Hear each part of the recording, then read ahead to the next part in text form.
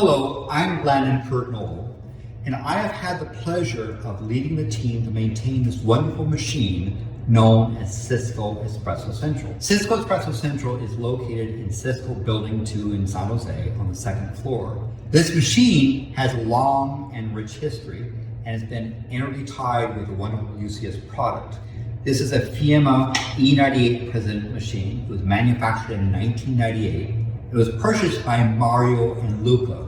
Mario and Luca are of the famous MPLS team, MPLS standing for Mario, Prem, Luca, Sony. This machine was acquired by Mario and Luca and brought into Cisco when they rejoined Cisco back in the Nova Systems days. One of the things that this machine is known for is this machine in front of which the UCS product was conceived of, designed, and engineered. It has played an important role in the success of the UCS business unit. And as we say, is where caffeine is converted into shareholders' profits. And for the wonderfully successful UCS product line, this has supplied the caffeine to the many engineers, testers, developers, marketing, sales, and management of the wonderful UCS product business group. It has been my pleasure to lead a team that's managed this wonderful machine. Now, some of you may have espresso machines at home, and many of you have perhaps fine espresso machines there. Those home machines are very good for a small household of, say, 1 to 6 people, where it can do a couple shots a day and do quite well. This machine, however, is an industrial workhorse. It is a machine that is capable of doing back-to-back espresso shots. If you try to do the same, subject the same load to the number of people in this building and the nearby building to come here to use this, your whole machine would simply wear out. This machine has had a lot of use. For example, between 2014 January 2nd and 2019 June 3rd, over 1 metric ton of illy beans were ground and put through this unit. For those that are metrically challenged, 1 metric ton is equivalent to 2,204 pounds of espresso beans that have been ground and turned into espresso shots. This machine is a mechanical machine, and like any mechanical devices, it needs to be occasionally tuned up and sometimes repaired. Just like your car needs to have regular maintenance and sometimes repaired by a mechanic. This machine is no different. Today, a company called Mr. Espresso came on 2020 November 10th to service the machine. They did a couple of things. One of them is they replaced the pump. The old pump was leaking and not putting out proper pressure. They also replaced the aspirator that changes how the water is sprayed into the portafilter. They also replaced a number of seals and did a number of tune-up options. So the machine now is working today in a very wonderful fashion. But one of the consequences of changing that pump is you'll hear the machine will sound different. I think it sounds better, but when you run a single shot, now with a single shot portafilter, it grinds for 6.5 seconds. When you pull a double shot with a double shot espresso filter, it grinds for 8.5 seconds. So when you press 1, it'll read 6.5. When you press 2, it'll read 8.5. Number 3 is meant to give you a little bit extra, and so it's 0.4 seconds. Now, how you pull an espresso shot has a bunch of variation, and you can get espresso that comes out very light, where the result is the water cools through relatively fast, and you get very light notes to it, or you can do it very, very dark, where it comes out almost to the point of dripping. Now, Cesare, who sadly passed away this year, was one of the people who was fond of the very heavy espresso shots. And so he would pack it heavier. He would also then turn around and add a little bit more to it and pack it a second time. That's the one extreme. You get a very, very bold set of flavors. The other extreme is a very light set, what someone like Fulvio would prefer. There's no right or wrong. It's like a light wine, light delicate wine, or a bold heavy wine. They're both fine, and sometimes you can prefer one or the other. I'm going to pull a shot today that's kind of in the middle. And so I'm going to do a double shot to show you. But before I begin the grinding, it's important to prepare your cup. I highly recommend using a ceramic cup. I know we have paper cups over there, but one of the problems with paper cups is, first of all, the espresso cools down too fast. The temperature you consume espresso is very important and has a lot of impact on your flavor. Espresso is really meant to be put into a cup that's warmed and drunk while it's still hot. The problem with the paper cup is it cools off too fast, and so you don't, I think, get a good enough a thing as you do with a ceramic cup.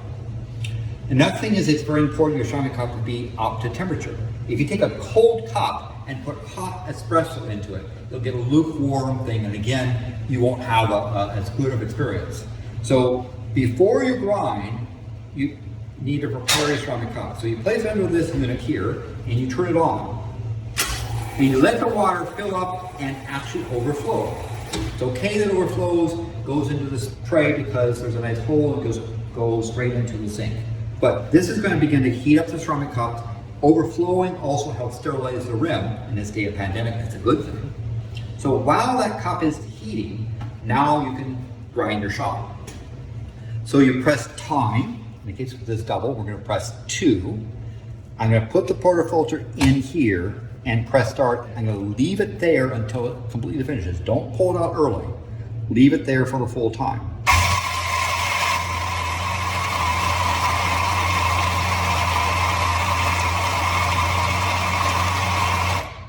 Now the result is you're going to have a fairly nice, light, fluffy mound, almost to the point of overflowing.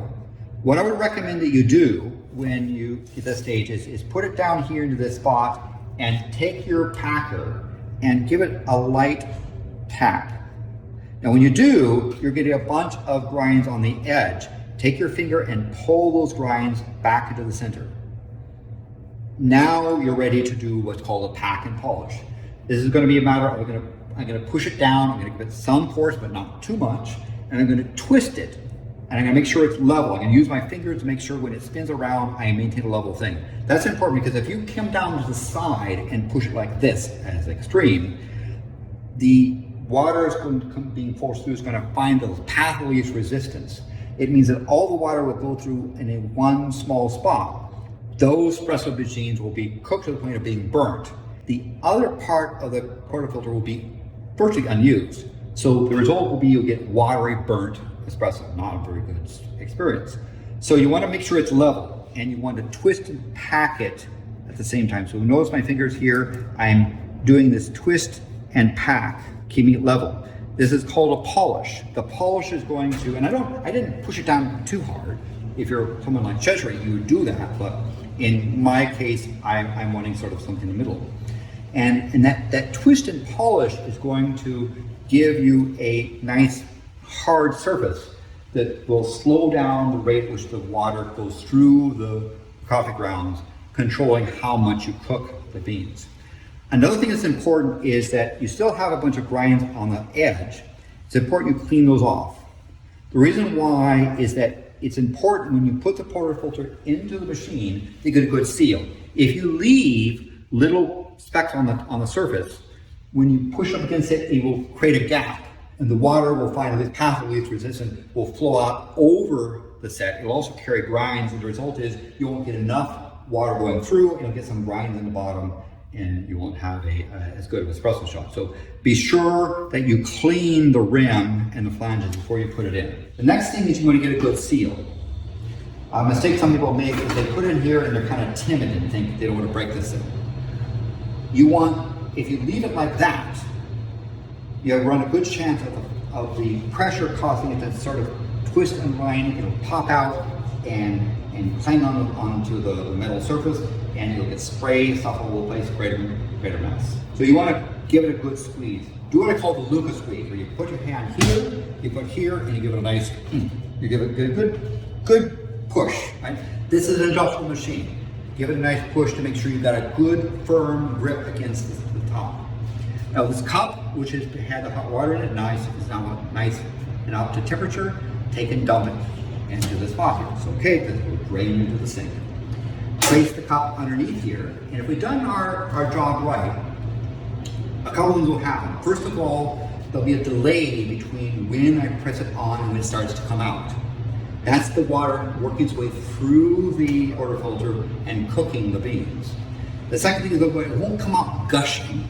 It won't come out dripping. Although if you're like Cesare, you might like something that extreme. It'll come out right in the middle. So let's see what happens. And by the way, notice the sound difference for those that remember the old sound. Notice the sound difference with how the pump sounds. So we'll turn it on. There's a little bit of delay. It begins to come out, and there it is. Notice it coming out in a nice steady stream. Not dripping, not gushing. Notice how it sounds.